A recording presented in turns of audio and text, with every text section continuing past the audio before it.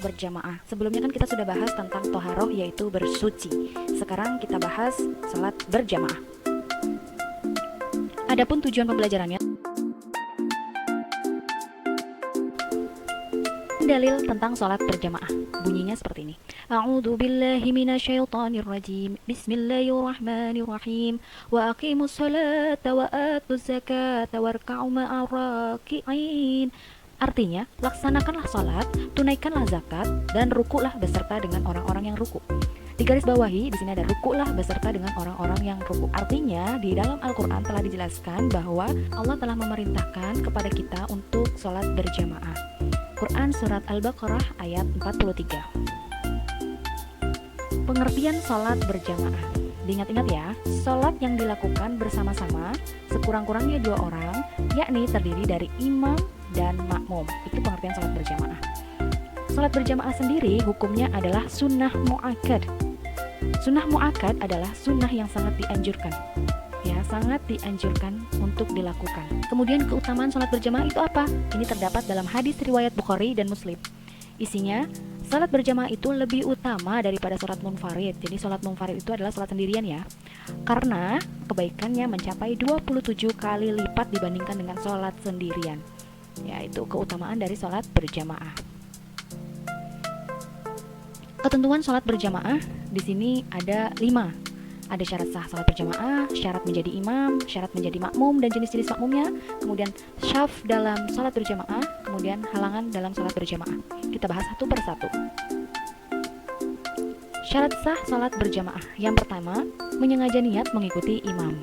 Yang kedua, mengetahui segala gerak-gerik yang dilakukan oleh imam. Ketiga, jangan mendahului imam atau melambatkan gerakan sholat. Keempat, posisi makmum berada di belakang imam.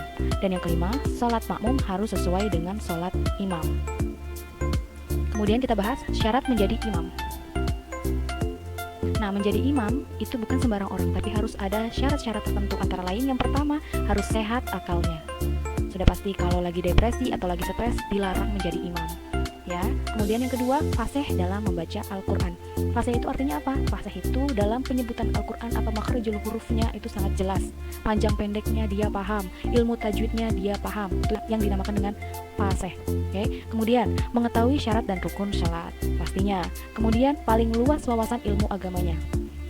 Biasanya yang paling luas ilmu agamanya itu kita pilih ustadz ya, atau kiai atau guru gitu ya. Kemudian paling banyak hafalan Al-Qur'annya. Ya, hafiz, ya, pilih hafiz. Kemudian perempuan tidak boleh menjadi imam laki-laki, sudah pasti. Orang yang lebih tua usianya dari jamaah lain. Kemudian yang terakhir, diridhoi oleh makmumnya. Baik, kita bahas syarat menjadi makmum dan jenis-jenis makmum. Nah, makmum pun juga ada syarat-syarat tertentu. Antara lain, imam dan makmum ada dalam satu tempat, pastinya dong. Kemudian, makmum tidak melambatkan diri lebih dari 2 gerakan rukun. Maksudnya adalah ketika imam sudah sujud, kemudian makmum masih melakukan takbiratul ihram, maka kalian batal sholatnya, tidak sah. Ya, karena tidak boleh melambatkan gerakan imam. Kalau imamnya sujud, ya maka makmum juga harus sujud. Seperti itu. Kemudian, makmum tidak boleh mendahului imam. Melambatkan tidak boleh, mendahului juga tidak boleh. Seperti contohnya, imam baru sami Allahu liman hamidah, makmumnya sudah sujud. Ya, itu tidak boleh. Kemudian jika imam batal maka makmum sebelah kanan maju ke depan. Jika imam dalam keadaan tidak sehat atau kemudian pingsan ketika menjadi imam, maka makmum yang sebelah kanan itu wajib menggantikan posisi imam. Atau makmum yang merasa dirinya pantas untuk menjadi imam langsung inisiatif menggantikan imam. Kemudian yang terakhir, jika imam lupa, maka makmum hendak mengucapkan subhanallah bagi makmum laki-laki dan bagi makmum wanita itu bertepuk tangan. Tapi ketika makmum laki-laki sudah mewakili subhanallah, maka makmum wanita tidak perlu lagi tepuk tangan. Ya, tugasnya wanita ketika memang imamnya adalah wanita dan ruang lingkupnya adalah semua wanita. Kemudian jenis-jenis makmum. Nah, di sini jenis-jenis makmum dibagi menjadi 2, ada makmum muwafiq dan makmum masbuk. Kedua-duanya ini adalah makmum yang telat. Namun, makmum muwafiq itu masih mendapatkan rakaat salat. Ya, sedangkan makmum masbuk itu makmum yang tidak mendapatkan rakaat salat. Nah, makmum muwafiq contohnya imam takbiratul ihram, sudah membaca suratul Fatihah, kemudian sudah membaca surat pendek, kemudian mulai ke ruku. Barulah datang si makmum. Nah, yang dilakukan makmum adalah apa? Membaca niyat, takbiratul ihram, membaca suratul Fatihah, kemudian langsung mengikuti ruku. Nah, makmum muafik tersebut masih mendapatkan 1 rakaat karena batasannya adalah di ruku. Nah, bedanya dengan makmum masbuk, contohnya, misalnya imam sudah melakukan ruku, kemudian i'tidal, kemudian melakukan sujud. Nah, si makmum ini baru datang, apa yang dilakukan makmum? Membaca niyat, kemudian langsung mengikuti sujud. Maka makmum tersebut disebut makmum masbuk karena tidak mendapatkan 1 rakaat. Jadi di akhir salat nanti ditambahkan 1 rakaat lagi. Tuh, jadi batasannya adalah di ruku. Ya, ketika makmum masih mengikuti ruku, maka dia disebut makmum muafik. Makmum yang terlambat tapi sebutannya adalah makmum muafik. Sedangkan melewati dari ruku sudah sujud atau sudah i'tidal, makmumnya baru datang, maka disebut dengan makmum masbuk, tidak mendapatkan 1 rakaat. Tapi tetap, yang namanya makmum ketika telat, jangan nungguin imam berdiri. Langsung mengikuti gerakan yang dilakukan oleh imam. Ya, biasanya begitu, ketika imam sujud, kemudian makmum baru datang, tungguin deh sampai berdiri. Itu salah. Ya, jadi yang dilakukan makmum ketika imam sujud baru datang, maka baca niyat, takbiratul ihram, kemudian langsung mengikuti gerakan imam, yaitu sujud. Ya, jadi tetap tidak terhitung 1 rakaat. Paham ya? Shaf dalam salat berjamaah. Ini adalah posisi imam dan makmum dalam salat berjamaah. Sudah paham pastinya, untuk 2 orang itu masih sejajar. Untuk beda lawan jenis itu pastinya harus laki-laki di depan, perempuan berjarak 1 meter di belakang. Kemudian untuk wanita, khusus untuk wanita ketika salat berjamaah, sebanyak apapun makmumnya, posisinya boleh sejajar terus. Hanya saja imamnya agak lebih condong ke depan sedikit. Bedanya dengan kaum laki-laki, ketika sudah lebih dari 2, maka posisi makmum harus di belakang imam. Kemudian dirapatkan barisannya seperti ini, merapatkan barisan. Nah, tapi kalau kita hubungkan dalam keadaan seperti ini, pandemi, maka dibolehkan untuk merenggangkan karena khawatir terjadinya suatu penyakit, suatu wabah, itu tidak masalah. Atau bahkan lebih baik melaksanakan sholat di rumah berjamaah dengan keluarga di rumah, jadi tidak berjamaah di masjid. Ini juga tertib shaf dalam salat. Shafnya harus lurus seperti ini.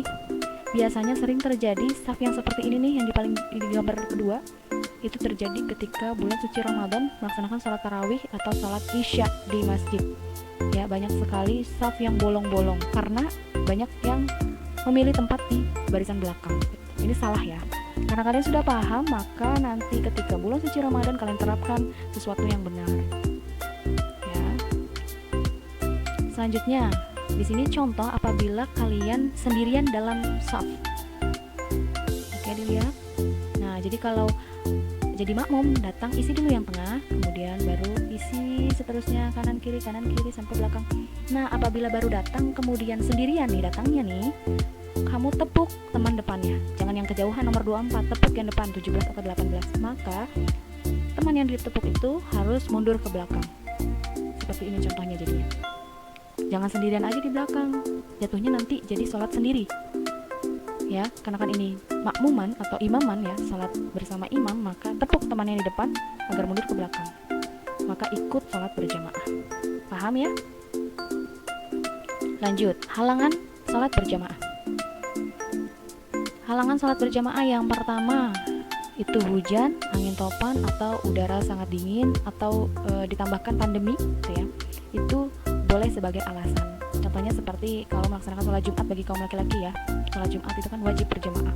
Maka ketika hujan deras atau ada bencana alam atau ada pandemi, kalian boleh melaksanakan sholat di rumah, yaitu dengan sholat zuhur, diganti dengan sholat zuhur untuk sholat Jumat. Kemudian yang kedua, ketika makanan sudah siap dan terasa lapar, maka makan dulu, jangan ditahan untuk kelaparan. Sama nih, poin 2 sama poin 3, ingin buang air kecil atau air besar. Jadi ketika sholat bukan hanya sholat berjamaah, ketika sholat jangan menahan sesuatu apapun, karena itu hukumnya adalah makruh. Jadi lebih baik dituntaskan terlebih dahulu, baru kalian melaksanakan sholat ya. Kemudian yang keempat, takut datangnya bahaya. Yang tadi telah dijelaskan bahwa seperti pandemi itu ya, takut datangnya bahaya, maka boleh tidak melaksanakan sholat berjamaah di masjid. Melaksanakan sholat berjamaah di rumah lebih baik. Kemudian makan makanan yang membuat bau mulut. Misalnya kalian sedang berpergian, kemudian pada saat itu kalian makan jengkol atau pete gitu ya, kemudian kalian malu nih untuk melaksanakan sholat berjamaah bersama dengan teman-teman yang lain. Nah, itu kalian boleh sholat sendirian di balik belakang, tapi ketika sholat berjamaah selesai ya, nah kalian laksanakan tuh sholat sendiri. Kemudian yang keenam adalah sakit. Salat yang dapat dilaksanakan secara berjamaah, nah, antara lain salat fardu. Nah, salat fardu ini boleh dilaksanakan secara sendiri, boleh secara berjamaah. Kemudian salat Jumat ini wajib berjamaah. Ya, kemudian salat taraweh ini juga boleh sendiri, boleh berjamaah, tapi lebih baik berjamaah. Kemudian salat gerhana ini salat dilaksanakan secara berjamaah, salat gerhana. Kemudian salat Idul Fitri dan Idul Adha ini juga harus berjamaah. Ya, kemudian salat jenazah ini juga harus berjamaah. Kemudian salat istisqa. Salat istisqa apa sih? Salat istisqa adalah salat meminta turun hujan. Misalnya terjadi kemarau yang sangat berkepanjangan, kemudian kita minta turun hujan sama Allah, ya laksanakan salat istisqa, yaitu dengan berjamaah. Kemudian yang terakhir adalah salat witir. Salat witir boleh dilaksanakan secara sendiri-sendiri dan boleh dilaksanakan secara berjamaah.